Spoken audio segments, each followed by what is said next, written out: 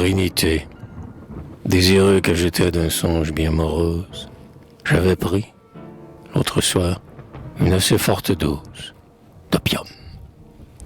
Et d'abord, j'ai vu un tournoiement de grandes masses d'ombre, un bizarre ondoiement de nuages moirés et fantasmagoriques, de profils infernaux, de cadres phosphoriques.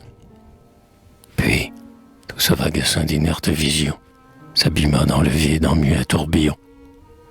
De ce chaos naquit le drame de mon rêve, dans un bois de l'Asie, au versant de la grève, d'un fleuve dont le cours s'allongeait indolent, je m'aventurai seul, rêveur et somnolent. Un beau vieillard marche à droite à moi. Son costume était large et soyeux, comme c'est la coutume chez les orientaux. Son front, dans sa hauteur, déployait un éclat sombre et divinateur. Son œil noir, talisman de sympathiques flammes, avait de ces regards qui vous transpercent l'âme. Tout disait que, vieilli dans un art clandestin, sans peine il déchiffrait les pages du destin.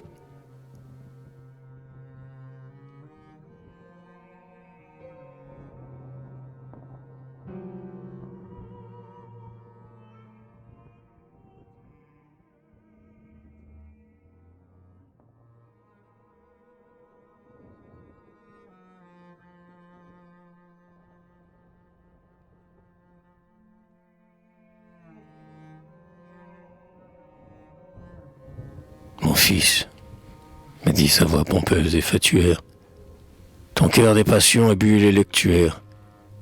De trois vastes désirs le groupe effervescent, comme un sombre simoun tourbillonne en ton sang. Je devine quel bien saurait te satisfaire. Tu voudrais t'y jouir au sein d'une atmosphère qui distilla sur toi la triple volupté de l'amour, de la gloire et de la liberté. Liberté, gloire, amour, formidable génie, à qui les fils de l'art doivent tant d'agonie. Ah, combien d'aspirants vos parvis sacrés, repoussés de la nef, meurent sur les degrés. Et ceux devant lesquels vos portes s'ouvrent toutes, ceux pour qui chantent haut les orgues de vos voûtes, que vous leur vendez cher le triangle de feu, dont vous glorifiez leur crâne sans cheveux.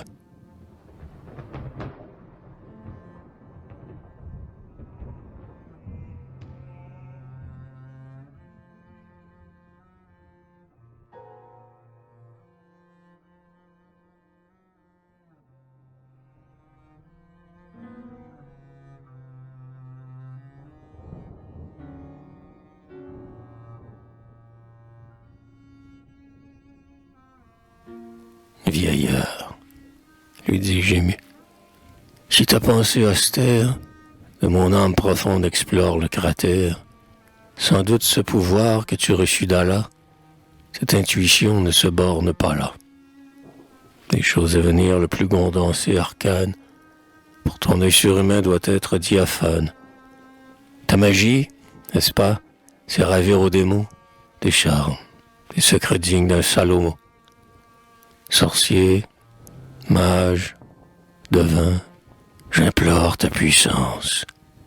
Apprends-moi, si les dieux que mon orgueil encense, de quelques diamants adorneront mes jours, ou si leur trinité me reniera toujours.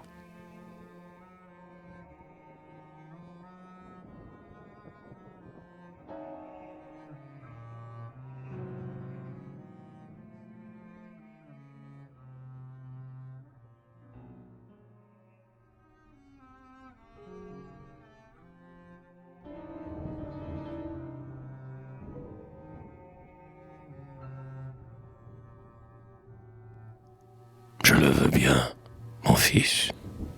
Or donc, prends ce volume. L'oiseau roc pour l'écrire a donné maintes plumes. Lis le premier verset. Si tu ne comprends pas, ne t'alarme en rien, car moi seul, ici-bas, j'ai le don de trouver ce livre intelligible.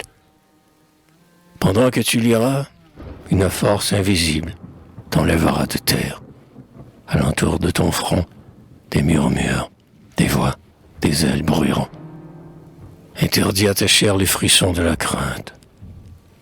Tu ne tarderas pas à voir le labyrinthe, que ceinture remplit le groupe radieux des trois temples de jaspe où règnent les trois dieux.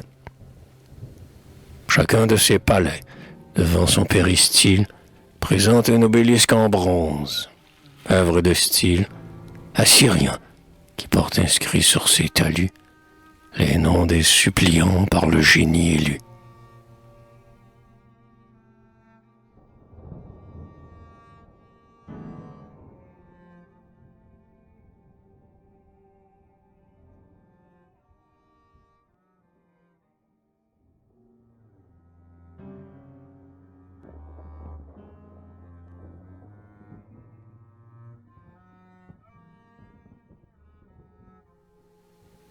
J'embrassai le vieillard, et prenant le grimoire, d'abord j'en admirai la dorure et la moire, puis j'ouvris les feuillets, et je lus. Aussitôt, un nuage bruyant me prit dans son manteau. Je traversai les terres d'un élan plus véloce que celui de la trombe, aérien molosse. Peu à peu les démons ralentirent leur vol. Je vis le labyrinthe, et j'en touchai le sol.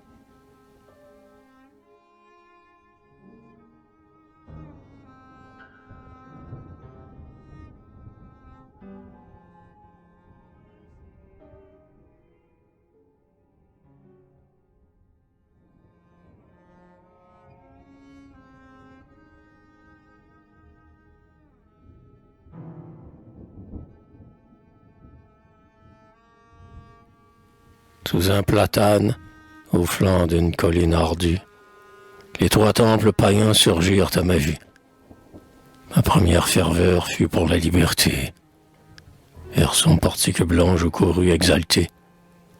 N'attendez de ma phrase aucune fioriture sur les compartiments, le dôme et la sculpture de l'édifice. À peine y jetai-je un coup d'œil. L'obélisque d'airain qui se dressait au seuil absorba tout entier mon œil farouche et triste. Or, mon nom n'était pas sur la pompeuse liste.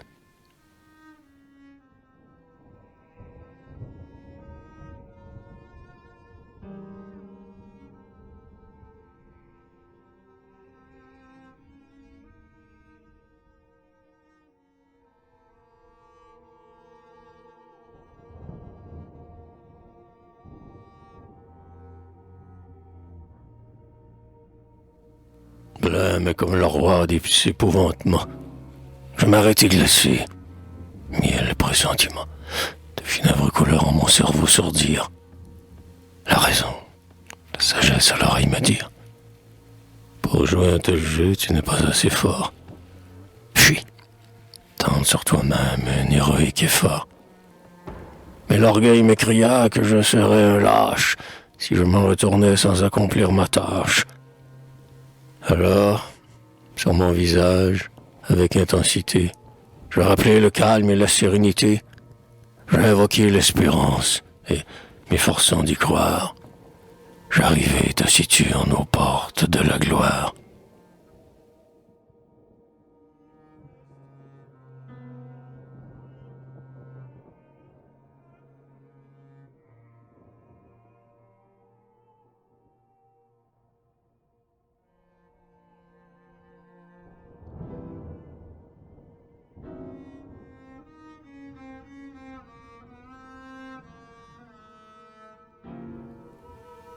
Mon œil interrogea l'obélisque divin. Sur sa quadruple face, en vain, toujours en vain. Pas de nom. Cette fois, ma douleur fut plus digne. Ma tête se drapa d'une ironie insigne. Mon cœur bondit de rage, et, faisant le géant, j'ai permis de traiter la gloire de néant. Je pensais que l'amour avait assez de palmes, assez de beaux festins, de solitude calme, pour me faire oublier, dans leur solennité, le dédain de la gloire et de la liberté. Donc, je repris courage, et, d'un bond frénétique, je m'élançai devant le troisième portique.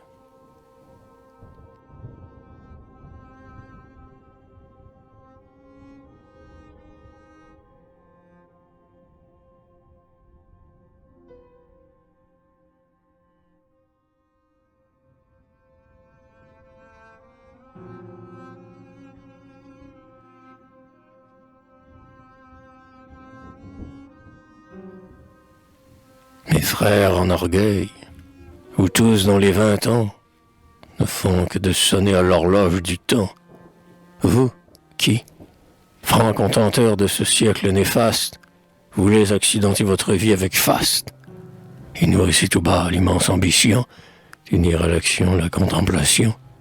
Dites, comprenez-vous qu'à l'âpre névralgie de ma sombre nature exaltait l'énergie, pendant que je jouais, bourrelé de remords, mon dernier coup de dé sur la table du sort?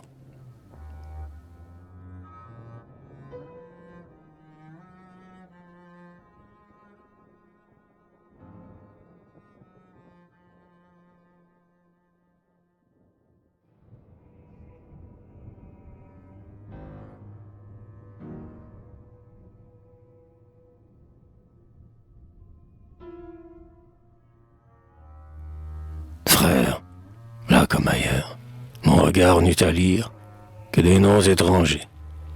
Pantelant de délire, j'ai tiré mon poignard, et, de ma forte main, je ciselai mon nom sur le bronze inhumain. Alors, pour châtier ce hardi sacrilège, la théâtrale horreur d'un pompeux sortilège m'enveloppa. Le ciel couvrit son pavillon d'un drap noir que zébrait un sulfureux sillon. Et, du creux d'un nuage, une voix dramatique laissa tomber ces mots comme un oracle antique. Puisque liberté, gloire, amour ont défendu l'accès de leur temple sublime, puisque, d'abîme en abîme, les 3 plans de bonheur ont roulé tour à tour, prépare-toi, jeune homme, à descendre la pente qui mène au réceptacle où, sur un trépied noir, siège le démon pâle à la robe sanglante qu'on appelle le désespoir.